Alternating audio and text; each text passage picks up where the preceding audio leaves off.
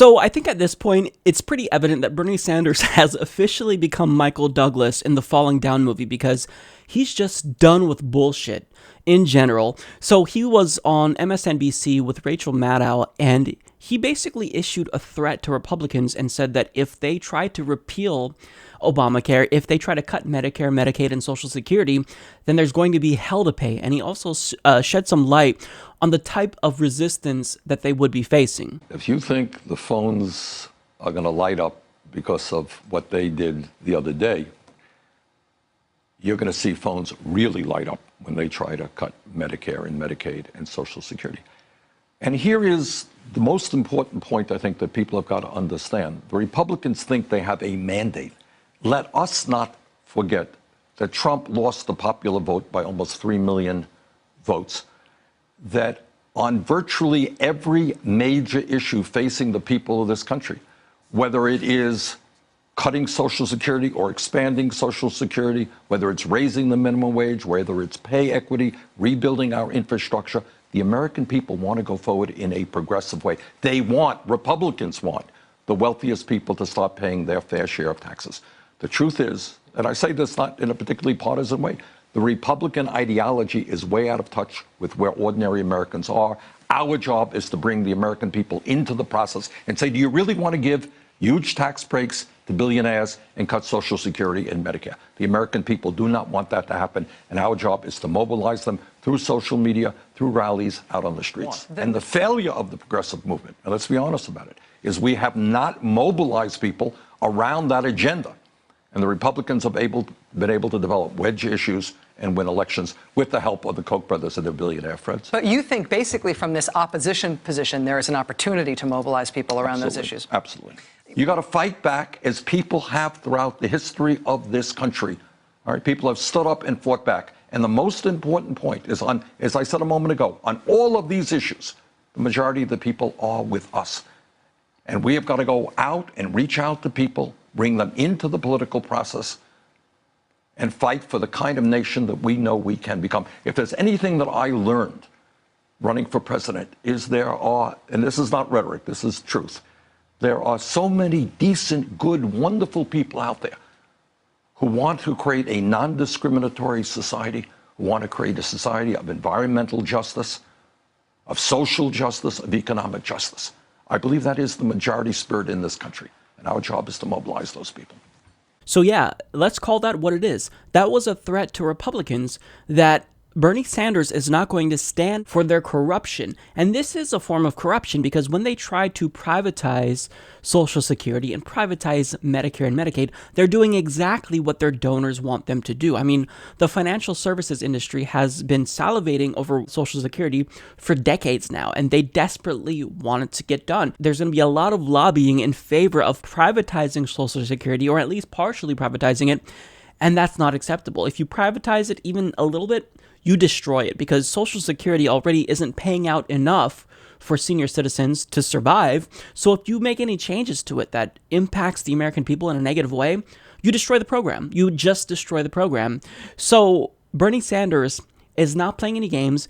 And if they do, in fact, try to do anything that would jeopardize these social safety net programs, there's going to be hell to pay. And I love, he said, if you think the phones are going to light up because of what they did the other day, referring to their attempt to gut the OCE, then you're going to see the phones really light up when they try to gut Medicare, Medicaid, and Social Security. Now, this is basically the strategy that he proposed during his campaign. He said that, these are issues that are difficult to pass because of the corruption in Congress, like money in politics. So if the American people really want a single-payer system, you can't just expect me to tell Congress to send me a bill and I'll sign it. You actually have to show up in Washington, D.C. and demand it. Show them that you will not tolerate anything but a single-payer healthcare system. And this is the strategy that Bernie Sanders is bringing to the Democratic Party, and Chuck Schumer is now on board with it. And I think it's a fantastic strategy, and it's proven now that it works, because we saw the other day that when the Republicans tried to sneakily gut the Office of Congressional Ethics, they received a shit ton of phone calls, and then they were forced to backpedal, and now they're trying to hide from it. So this works, and Bernie Sanders knows that it works, and he's telling them, if you thought you were embarrassed when you tried to gut the OCE, Just you wait, you're going to be really embarrassed if you try to cut Medicare and Medicaid. Now, he also said Republicans think they have a mandate, but let us not forget that Trump lost the popular vote by almost 3 million votes, and that on virtually every major issue, the American people want to go forward in a progressive way. The truth is, the Republican ideology is way out of touch, and this is something that I want to get a little bit more into because it's really important what he's saying here. Republicans do not, in fact, have a mandate. And one thing that we have to say over and over again so that way it gets through is that Republicans are a minority party. They're in control of all three branches of government, and only 26% of the country are actually registered Republicans. So they are, in fact, a minority party. A majority of the country either dislikes or despises Republicans, and furthermore, they're typically only victorious in elections when turnout is low. So, for example, in 2014, they also claimed that they had a mandate back then because they took back the Senate, but only 36.4% of the American public actually came out to vote. This was the lowest turnout for a midterm election since 1942. And just to illustrate how low turnout was in 2014, in certain states like Missouri, Washington State, or Delaware, turnout decreased more than 25%. And they know that lower turnout is a win for them, hence why they keep enacting these arbitrary voter ID laws to suppress the votes, which tends to hurt demographics that predominantly favor the Democratic Party, such as the working class and minority voters. And in fact, there were more documented cases of voter suppression than there were actual cases of voter fraud in recent elections.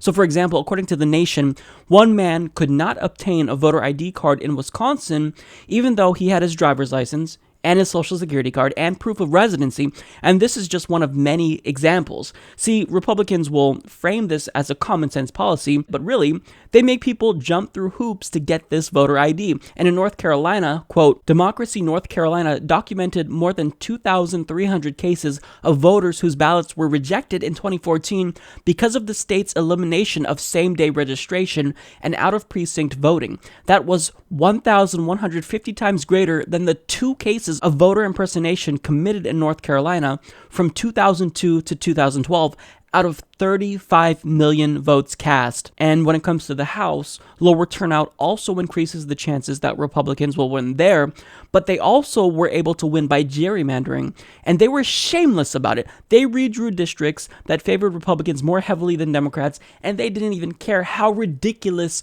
those districts looked. So it's absolutely the case, and I want Democrats, specifically congressional Democrats, to get it through their heads that the Republican Party does not have a mandate. If you only win when turnout is low and when the American people are demoralized and they don't want to come out to vote, you don't have a mandate from the American people. If turnout was higher, then they would have lost. They don't want people to vote because they're afraid when people vote that they'll lose.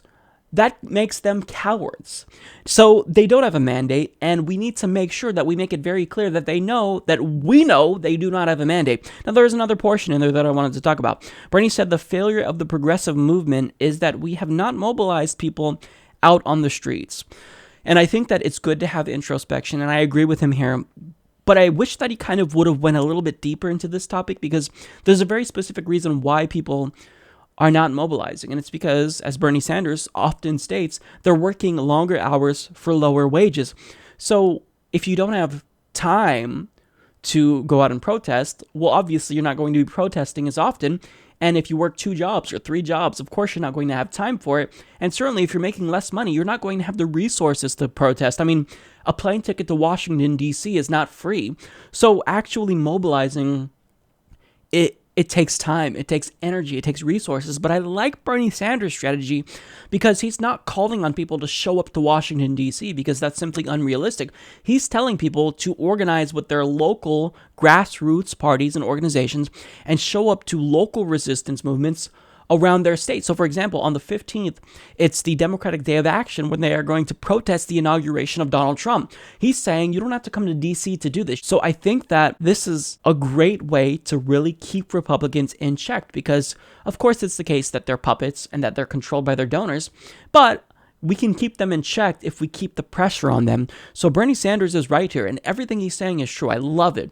So, again, Bernie Sanders, he has no chill, and he's on fire lately. So this thread is something that the Republicans need to get through their head, because if they want to do these things that screw over the American people, we're not going to take it lying down.